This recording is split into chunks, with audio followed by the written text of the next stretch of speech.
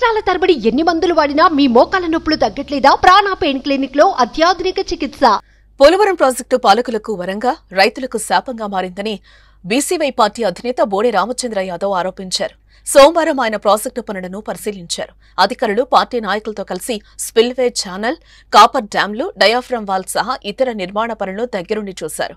ఈ సందర్భంగా మాట్లాడిన ఆయన సాంకేతికంగా చేయాల్సిన పనులు ముందు చేయకుండా కమిషన్లు, కాసుల కోసం అత్యవసరంగా కొన్ని పనులు చేసేశారని, ఆ కారణంగా గత 10 ఏళ్లలో పోలవరం ప్రాజెక్టు పురోగతి అగమ్య గోచరంగా ఉందని ధ్వజమెత్తారు.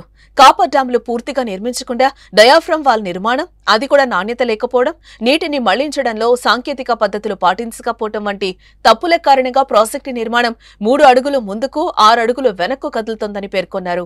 కేంద్రం ఇచ్చిన సహకారాన్ని వాడుకోకుండా 2 ప్రభుత్వాలు కేవలం కాసుల కోసం వారికి నచ్చిన వారికి కాంట్రాక్టులు ఇచ్చుకుని అవినీతికి పాల్పడ్డారని దుయ్యబట్టారు.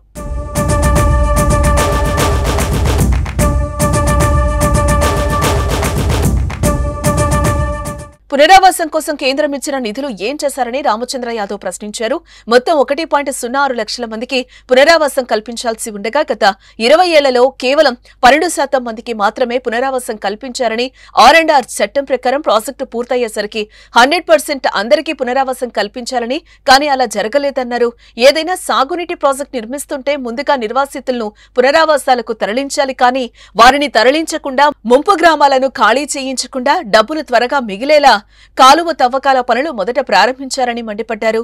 రానున్న 2 ఏళ్లలో ప్రాజెక్టుని పూర్తి చేసి రైతులకు నీళ్లందించేలా ప్రభుత్వం పనిచేయాలని, లేని పక్షంలో బీసీవై పార్టీ తరపున ప్రాజెక్టు దగ్గర ఉద్యమం ఉధృతంగా చేస్తామని, రైతులకు పూర్తిగా అండగా నిలుస్తామని రామచంద్ర యాదవ్ హెచ్చరించారు.